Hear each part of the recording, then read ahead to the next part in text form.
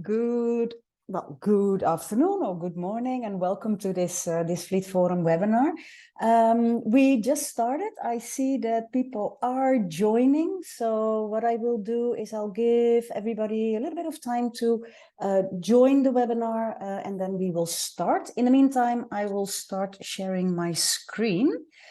Because we prepared a couple of slides to use during this webinar. Let me see. I think you can see my slides now. If some of you can let me know. We have a chat. And I see that already people are using the chat. So feel free to leave your name, who you are, where you're from, which organization you work with in the chat.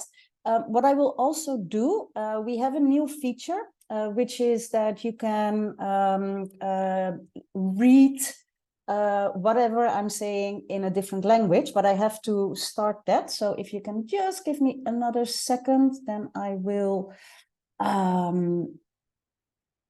install that. Let me see where we are. I see that already people are using the chat, so that's good. Let me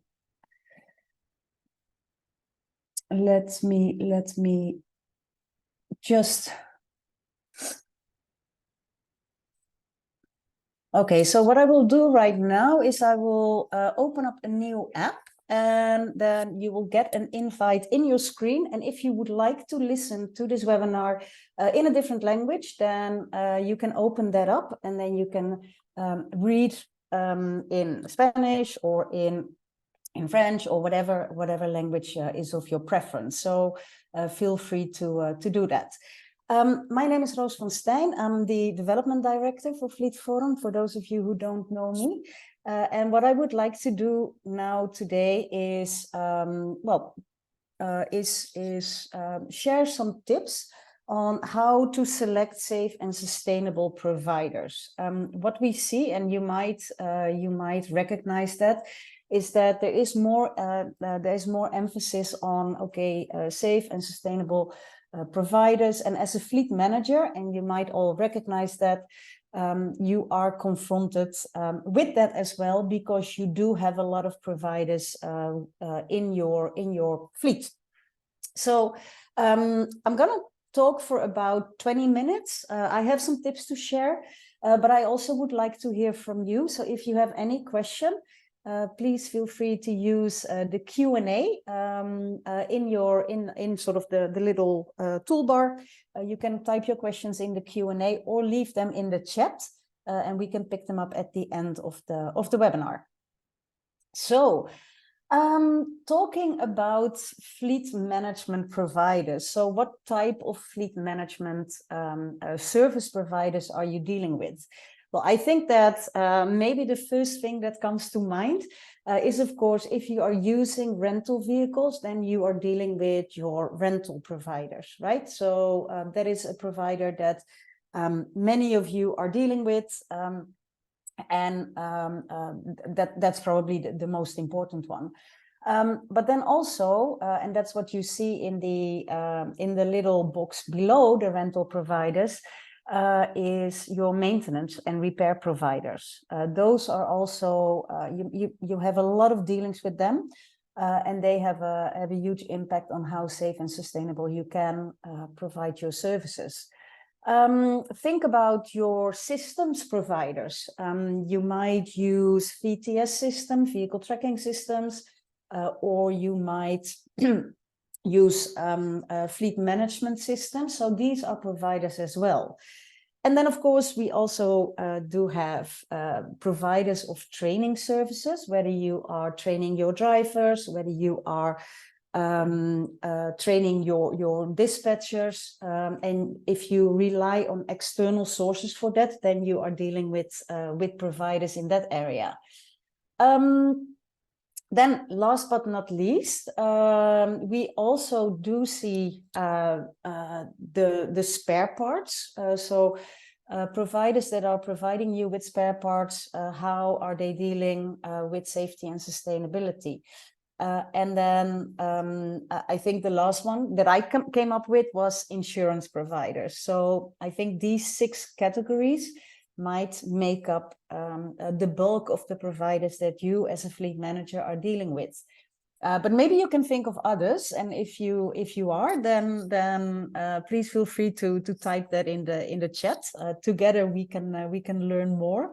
So let us know in the chat if you can come up with other providers that you are regularly using. So why is it important to have safe and sustainable providers? I think that for most organizations, when it comes to sustainability, that has taken a bit of a rise in importance over the last years. Safety has been paramount for many organizations already for a longer period of time. That safety is always the most important thing that we have to consider when we are dealing with our fleet and when we are providing fleet services. But like I said, sustainability has become more and more important, and specifically environmental sustainability. So maybe I'm going to give you some reasons why it is important to look at these things. So, well, first and foremost, as a fleet manager, with your fleet of vehicles and with your team of drivers, you are providing a service to the organization. And by providing a service to the organization, your program staff or your program colleagues, they are able to reach beneficiaries. So if you are confronted with a service provider who is either not operating in a safe way or not in a sustainable way, that can cause delays. And specifically when it comes to road safety, if, for example, your vehicles are involved in crashes, then you cannot operate in that area anymore, or you have to close down your programs, or you have to delay your programs. So that's one. Then another important thing is that how your providers are working, that has an impact on the reputation of your organization. Of course, the more safe and the more sustainable your providers, your service providers are working, are operating, the better that is for you. The other thing to think of, and that's where you see the little picture of scope 1, scope 2, and scope 3, is that the emissions that are related to your providers, these are your scope 3 emissions. So these are the indirect emissions that are produced by your service providers, but that enable you through their products or services to operate your fleet and to manage your fleet. So the less emissions your service providers are producing, the better it is for you, because it reduces also your scope 3 emissions. And then, of course, our organizations are often driven by what the donors want and what the donors like. And that's what we see also more and more emphasis on environmental sustainability, and encouraging organizations to reduce and to look at ways to reduce their negative impact on the climate, and of course to ensure that what we are doing, that we are doing that in a safe way.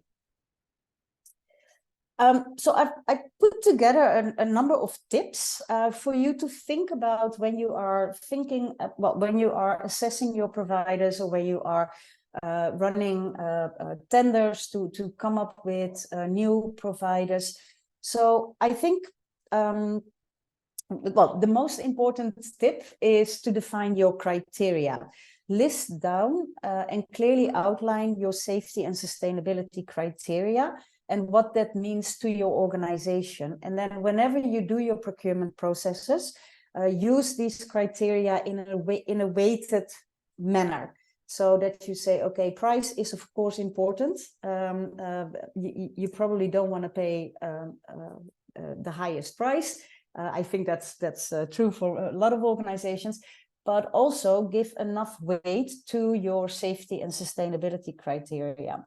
And be very specific what you are expecting. So instead of saying, oh, I want to have a safe vehicle rental provider, clearly outline what that means for your organization. How old can the vehicles be? What do you expect in terms of maintenance? What do you expect in terms of driver training? And what do you expect in terms of medical checks that drivers need to have gone through? So the first tip is to clearly outline your safety and sustainability criteria, but also to weigh them and say, okay, in our offers, the way how we look at the offers that we get, safety is maybe 40%, sustainability is 30%, and price is 30%. And I'm making this up right now, but you get what I mean, right? So that was tip 1. Then tip 2 is assess your service providers. So by assessing them, you can get a good understanding of what the reality is that your providers are working with. And B is that you can also help your providers, especially when you have long-term relationships with them. You can assess, you can help them improve themselves, which is good for them. And it is good for you. So what you see on screen are 2 examples of assessments. One is from ICRC, who have developed a quality, safety, and environment assessment, specifically in this case for fleet waste providers or fleet waste suppliers, that you can use to assess these companies.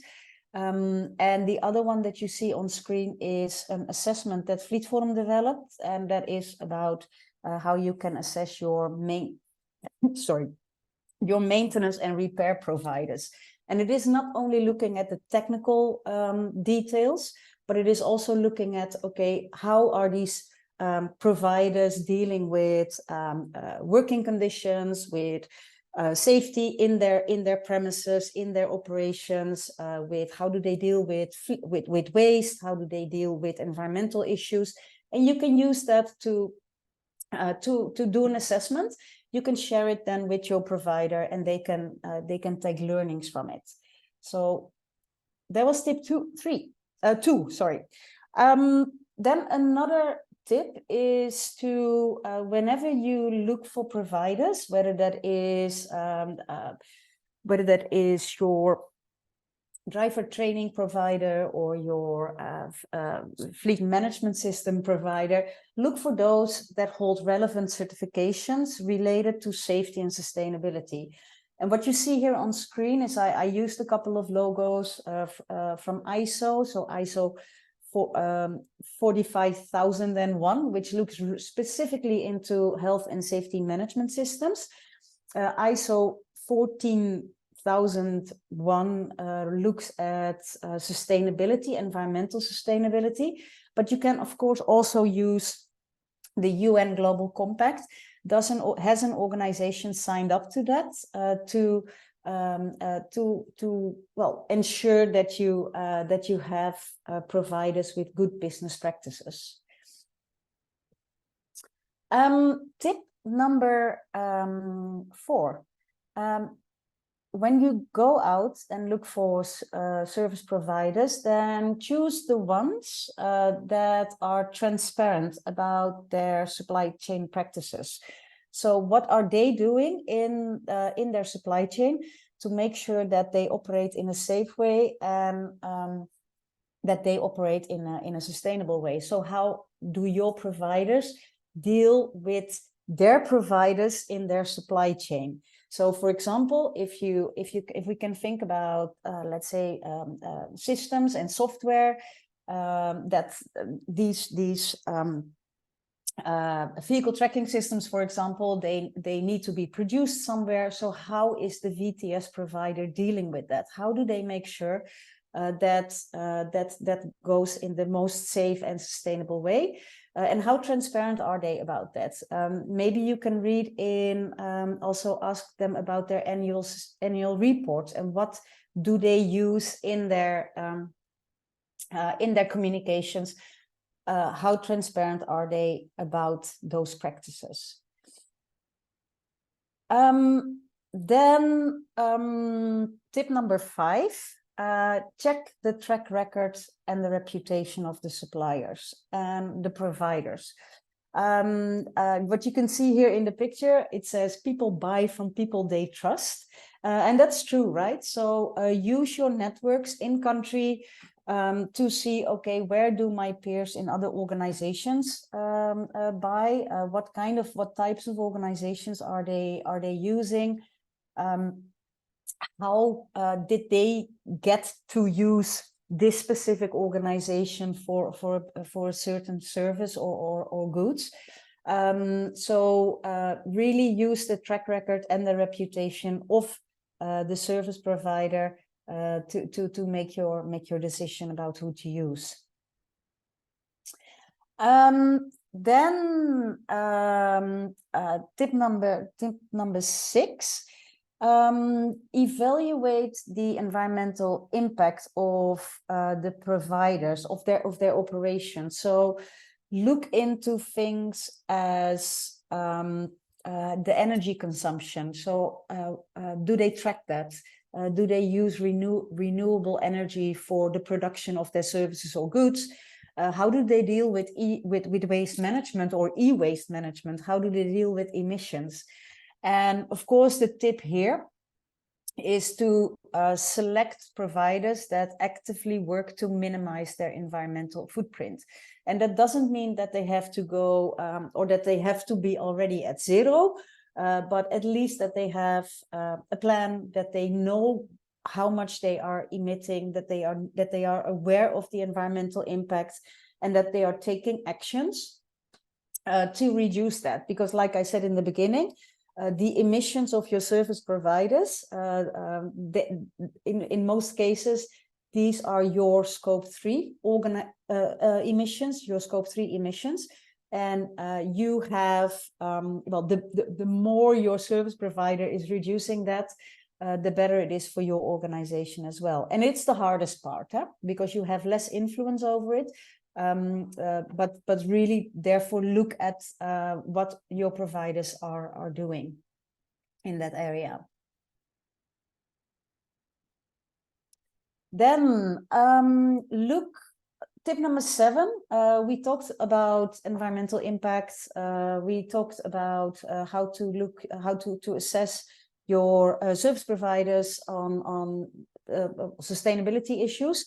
But also you can do the same by looking into what are the plans and how serious do they take their social responsibility, including fair labor practices, worker rights, and community engagement. So I think the statement on the slide, provided with strong social responsibility values contributes to a more sustainable and ethical supply chain, is true, right? So the more you can read about that, or the more that you can discuss that with your provider, and that you can assess that, the better it is. And again, it is important from the start to already put that in your procurement processes, but also to assess that while you are working with a provider. Then tip number 8 is about collaboration and communication. So I'm not talking about providers that you are using, let's say, on a one-off basis, right? If you are renting a vehicle for one day only, you will not go through this whole process of, okay, how do I get the most sustainable or most safe provider? Excuse me. But I'm talking about those that you are working on a frequent basis with, and the more that you can collaborate with them and the more that you can communicate with them, the better it is, because they might be facing the same issues and the same challenges as you have. For example, I know that for a lot of fleet managers, what is currently a big headache in the sector is how do you deal with your fleet waste? How do you deal with your batteries? How do you deal with your used oil? How do you deal with your tires? And if you are, for example, renting vehicles from a rental provider for like in a long-term relationship, or even with your workshops and garages, these organizations, they might have similar issues, they might have similar challenges. And if you can collaborate on tackling these, then you build a longer term relationship, which is good for both of you. And it will help you also to learn, it will help you to work together to on both sides to become more safe and more sustainable. Tip number 8, put in place risk management practices when you are evaluating your providers, and when you evaluate specifically on the risk management, on their risk management practices. And then I would say, especially in terms of potential disruptions to your fleet operations. So I used the example in the beginning, if you are making use of certain providers, and by them operating in a unsafe or unsustainable way, what is the risk that your fleet operations are disrupted? And you can run a risk management assessment or a risk assessment with saying, okay, well, how likely is it that this is going to happen? So how likely is it that an unsafe practice or an unsustainable practice of my service provider is going to impact or jeopardize my fleet operations? And you can rate your providers, and then of course identify ways, maybe together with your provider, to tackle that and to mitigate that risk. And then last but not least, whenever you are going out for providers, try to find the ones that are committed to long-term sustainability and safety goals. I know that it's sometimes not easy, because sometimes you are forced to go into short-term contracts, but at least ask them about what is your long-term plan around sustainability, what is your long-term plan around safety, so that you get an idea of their commitment towards these topics. So I think those were my 10 tips. Let me see if there's questions. I'm just going to scroll quickly through the chat.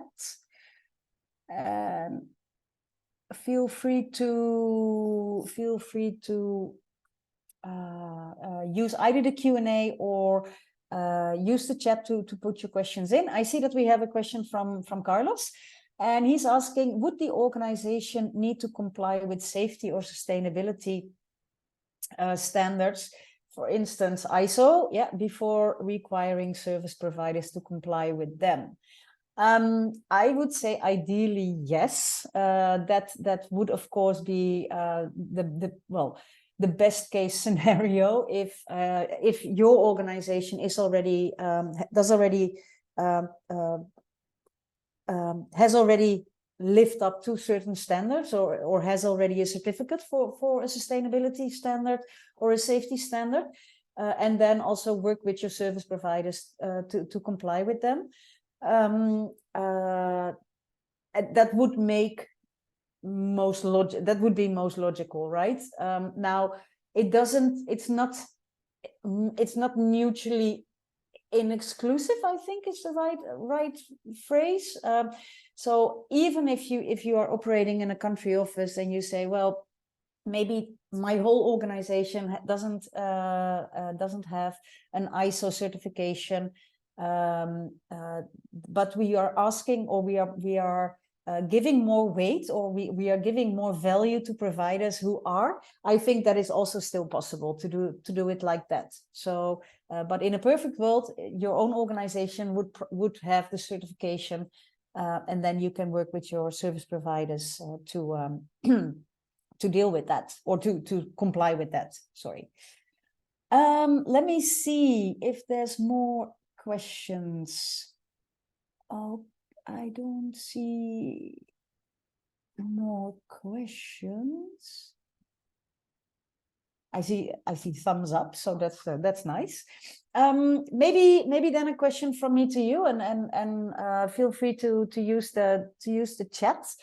In your dealings with your service providers, do you discuss safety and sustainability? And if so, what kind of topics do you discuss?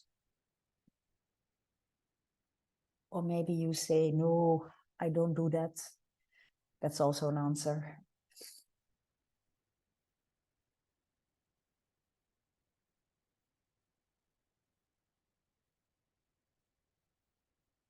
Let me see if people, I cannot.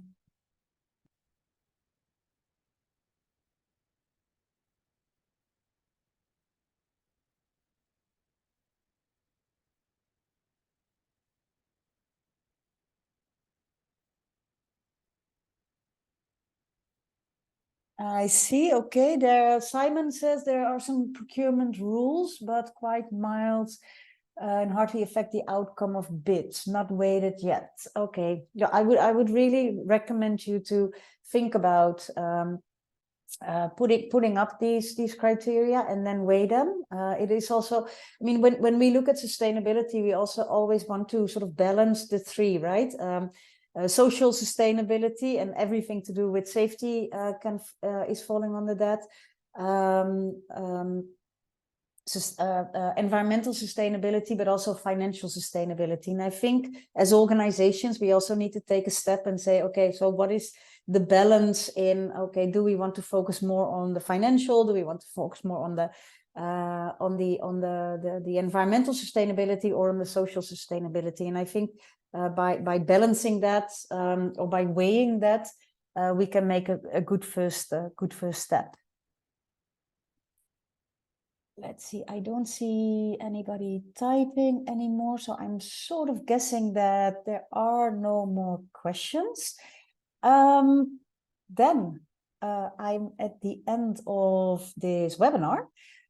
It was also the last webinar of 2023. We're going to take a small break. So next week we don't have a webinar, but we will be back with our webinars on Wednesday, the 10th of January, 2024.